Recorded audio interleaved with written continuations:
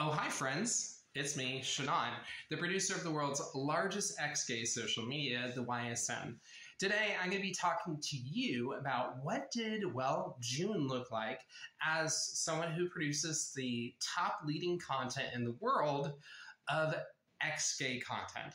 And stay tuned because it's going to get really interesting and a couple of cool, quick announcements here at the world's largest ex-gay social media. So what happened? Well, aside from going on X platform, which is now Twitter, which you can find us there, we have been really dedicating to finding all of the resources available that talk about something called sexual mobility.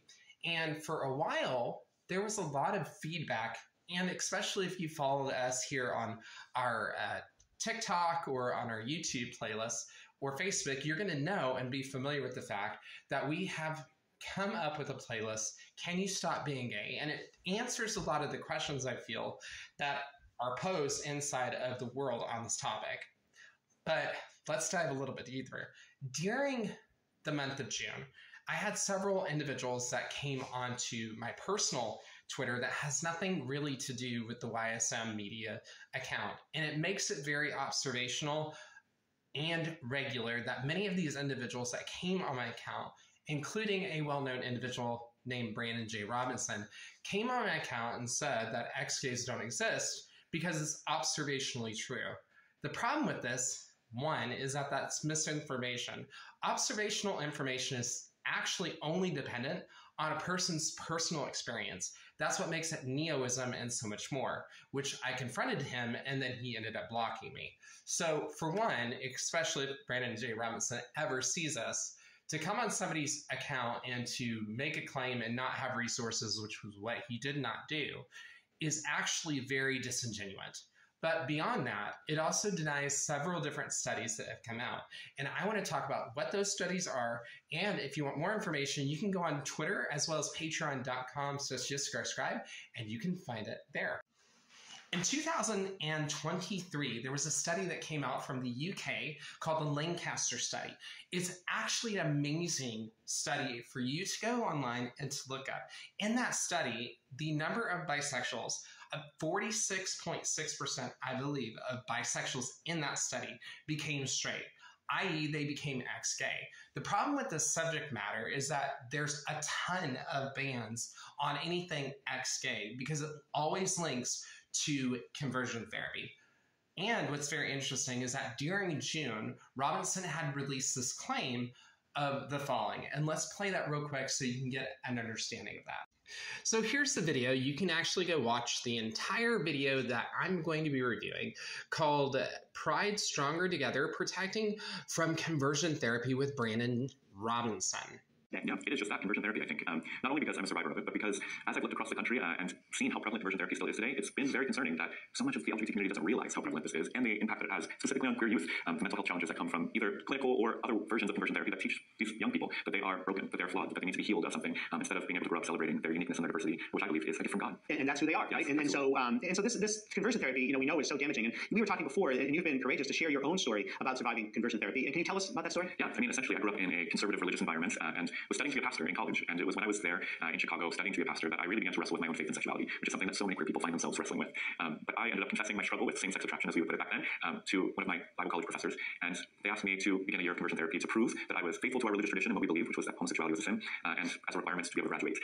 And so I spent a year meeting with a psychology professor at our school, and we would go through trauma that happened in my past and seek to ask God to heal it as a way of healing my sexuality. That is one of the modalities of conversion therapy, is that trauma causes people to be queer. And so I did that for a year, and I earnestly tried to be healed. But what I found was that my own guilt and shame was actually just increasing, and my sexuality wasn't changing. And so that's led me on this journey after surviving that experience to shining a light on both the ways that this is happening in communities across the country, in religious environments and in clinical environments. People are being forced to believe that they are broken. And the message that I want to share is resoundingly clear. You're not broken as a queer person. Absolutely, absolutely. So, and we were talking that this is more prevalent than us in the queer community tend to think, that this is happening in every state in the country. Totally, yes. We've been doing some research in some of the work that I'm doing. In all 50 states, there are at least 5, and many have many more than that, conversion therapy practitioners, be those religious environments or clinical psychologists that are doing this kind of work. So this is happening in every community. And I think queer people need to be aware of that and need to be putting a spotlight on this this issue so that we can help queer youth not face the shame and the harm that will come. Absolutely, and thank you for highlighting the scope of this problem. The Biden-Harris administration has really prioritized efforts to keep youth safe from this damaging therapy. At HHS, SAMHSA has published a report called Moving Beyond Change Efforts that compiles the evidence about the harms that we've been discussing about conversion therapy. In addition, our Administration for Children and Families have worked to protect youth from conversion therapy within the runaway and homeless youth shelter system and the foster care system. How can we work together with faith communities to promote family acceptance of LGBTQI+ youth and to safeguard youth from this harmful practice? Yeah, I think there are two answers to that question. One, I think conversion therapy is first and foremost an education issue. Most people have heard the word, don't really know what it means, don't know how it's practiced or where it's practiced. And so faith communities that are affirming of LGBT people can work with the government and also LGBT community centers in their community to shine a spotlight and help people understand what is conversion therapy, where is it being practiced, and how can you spot it and help prevent LGBT youth from being forced into these places that are causing them such great harm. I also think that highlighting the fact that every mainline Christian denomination in the country, which is my tradition, is now affirming of LGBT people. Right. Most religious traditions in our country are moving towards acceptance and affirmation. That's not to brush over the fact that there's a lot of non-inclusive religion in our country, but change is happening. And I think if progressive inclusive communities of faith can work with their local governments and with the federal government to educate, to empower, and again to shine a spotlight on this issue, I think so much transformation can happen. Absolutely, I agree with you completely. So, in talking about pride, so this is Pride Month, pride to me means hope for the future, being a positive and optimistic person, hope for the future. What does pride mean for you? I think first and foremost, it's a celebration of the contributions that queer people have been making since the very beginning of our country to our nation and continue to make. But it's also solidarity, because while we can celebrate, and we'll celebrate this month as we should, there's so much work to be done here at home on conversion therapy and a plethora of other issues, but also around the world. LGBT folks are facing religiously rooted homophobia and transphobia, but also governments around the world are enacting terrible legislation, and we need to not just celebrate, but stand in solidarity and speak up for our LGBT siblings around the world. So I want people to go back and I want you to watch everything that was said. But in that video that you can find on YouTube, you can go and you can see him talk about 500 agencies or events around the world. The problem is that as we have documented online throughout the entire year of 2024 on Twitter, now X, there are, I believe, 47 cases of discrimination that come from people like him that say ex-gays don't exist. This creates a huge problem, especially when we talk about conversion therapy that is being done to children to transition them, which many transitional members of society or trans men and women have been outspoken against that practice. The problem that I find with work that he does and others is that it doesn't take into account, as far as I know, of actually examining progressive groups. I've been very outspoken specifically on him because by doing what he's doing a human rights violation. And it's discrimination, bigotry, and it libels people, defames people, and so much more by putting them into categories like he does openly. By having this lens of interpretation that is a neoistic lens, a lot of this comes from his personal trauma. The problem is when a person like him comes on during June to go out of the way to find someone like me, my personal profile, when I'm not actually very active at all and I'm talking about creative things and elsewise, and I call him out for attempting to silence ex-gay voices, then he blocks me, as I've talked about before. This is a conflict of interest because everything he says in this video is completely false. And the reason why I say it's completely false is because what he had done online.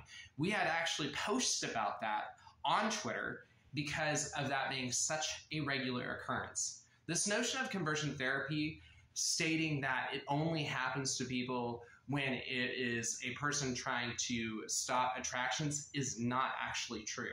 It's actually the manipulation and the psychological conditioning that you have to do this or that in order to stop attraction. But when you flip it around and you completely immerse yourself in attractions and say that a person's attractions can never go away, it's not supported by data. If you talk about the work of Dr. Lisa Diamond, if you talk about the findings that were earlier in history in the 1950s that were ignored and that could not be verified, such as the Spitzer Report and the 50s information that later has been verified by several institutions as sexual mobility being possible, then we have misinformation on the market. With people like him doing this type of damage openly, time will tell. And that's really a huge issue. The problem is that when you say that people groups don't exist, and then we have studies that come out that literally state that about half of people had become ex-gay, then what we see is we don't see inclusion.